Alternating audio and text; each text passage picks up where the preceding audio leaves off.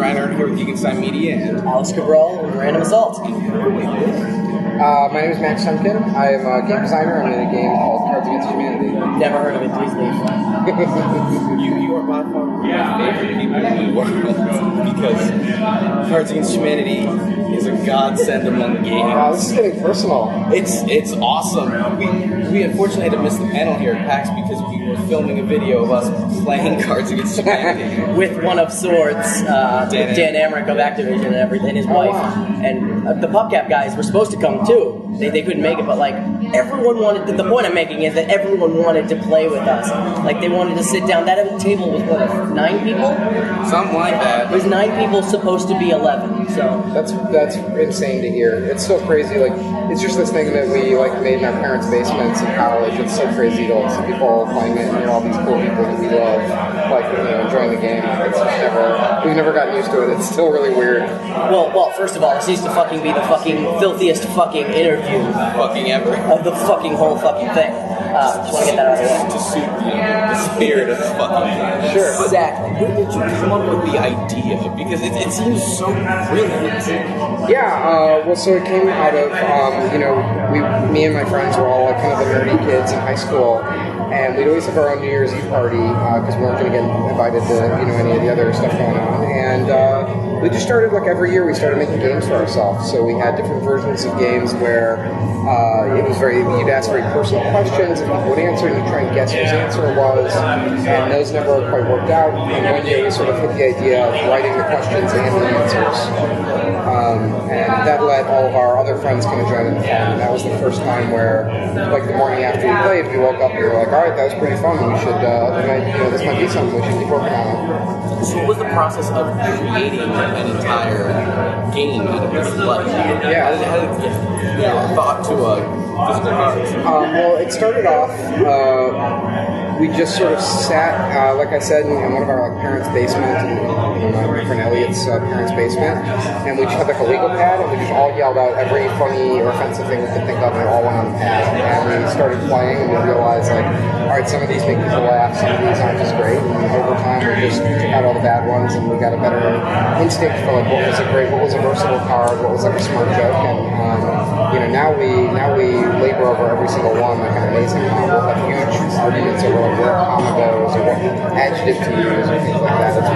It's actually a pretty like serious writing process for how stupid the jokes are. When did you decide to start taking submissions from the fans to help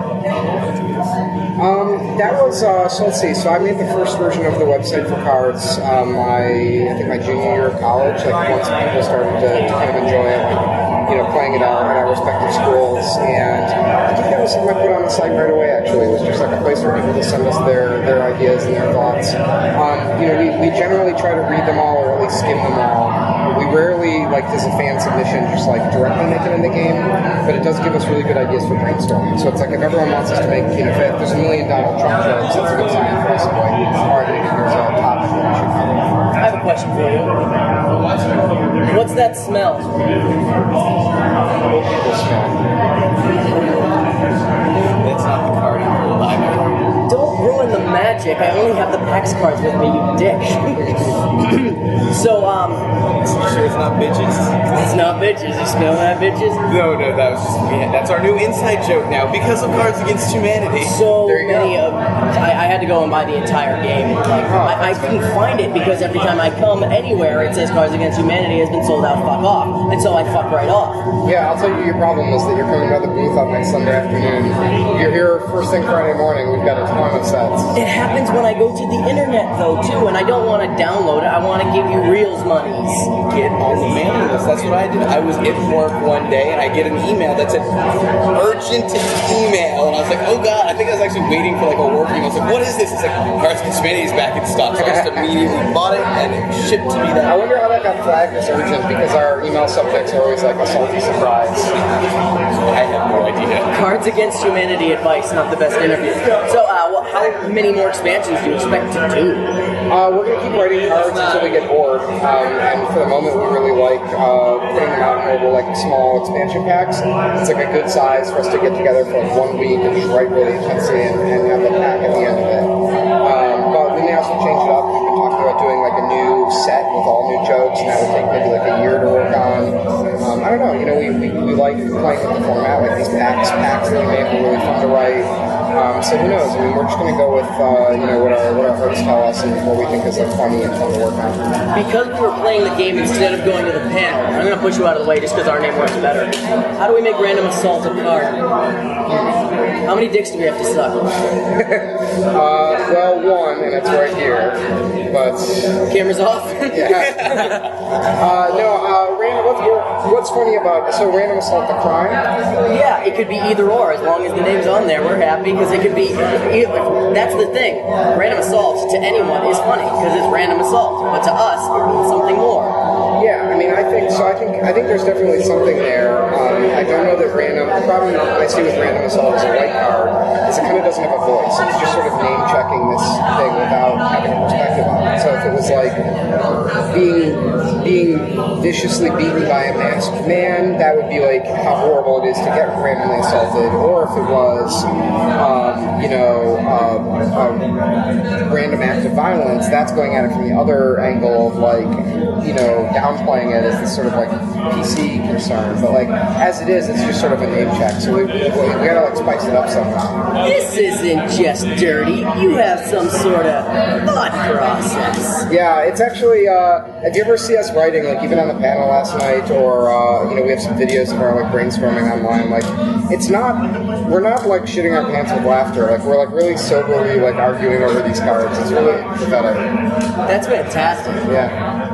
I'm sorry, I'm just picturing in my head just like you guys all sitting in like a business meeting and being like, I don't know, man, we did a big black dick. Is a bigger, blacker dick really one of the expansion cards we should make? The only part that's wrong is that we're sitting in a business meeting because we're all like lounging, we're all like slumped over some someone's like kitchen table or something, but like, yeah, we literally had that exact conversation and we had it again for expansion 3 because we didn't know if we should do a bigger, blacker dick, and ultimately we didn't because we felt like it was too expected. We didn't want to like do what people expected of us. I got a text from my coworker and friend because he couldn't make it here. He just texted me, like, they're selling expansion 3. And because I asked, I was like, and the enforcers had no idea you guys were here. Like, no, I don't think they're here. He texted me and he told me exactly who they were. I ran here expecting I was going to have to suck someone's dick to get it. But I was here when they said it. Did you get it? Into the yeah. What did you think? It was incredible. There's some really fucking good cards. Thanks, man. And there was this doesn't work.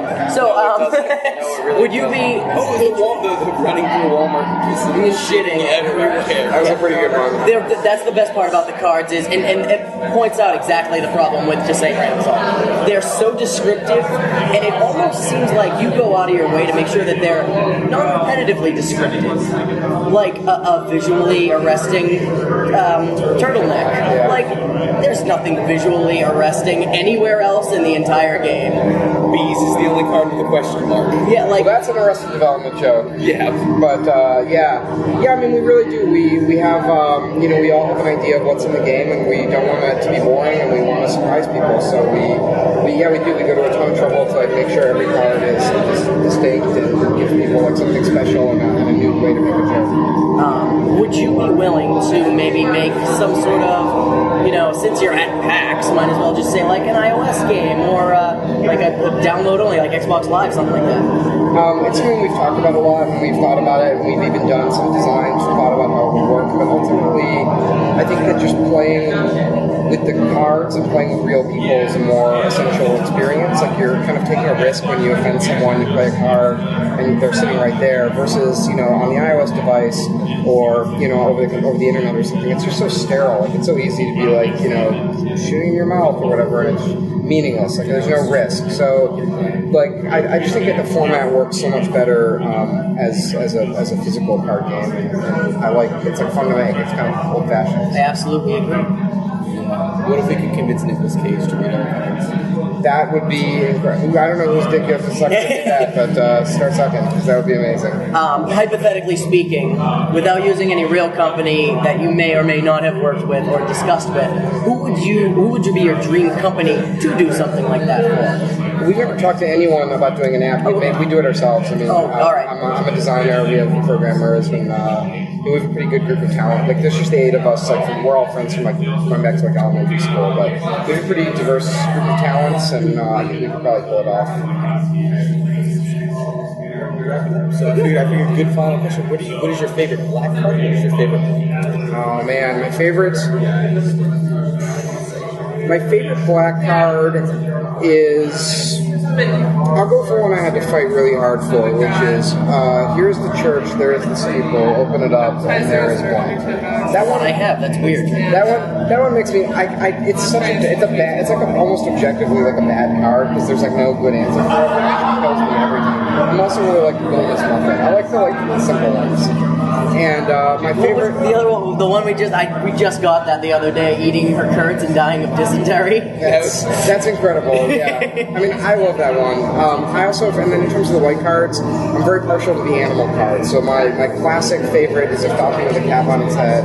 I also really like a squadron of moles wearing aviator goggles, and we recently wrote one that I'm very partial to. That's a stack of puppies in a trench coat.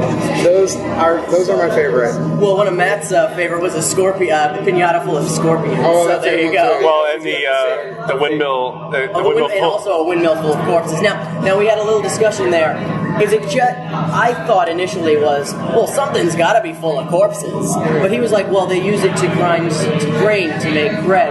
What was that? The story behind that is that we were one day we were just having sort of a writing meeting, and these things just work like 18 hours in a row. We don't take breaks. It's really intense. And there's some guys on the team, who, like myself, who are like always like throwing out ideas or trying to come up with something, or whatever. And there's other guys who are just more quiet, and they'll sit in the back. And we have one of our friends, Elliot. He's just like really reserved, and he'll sit there for hours, just like absorbing all the things. And he'll wait for like a moment of quiet.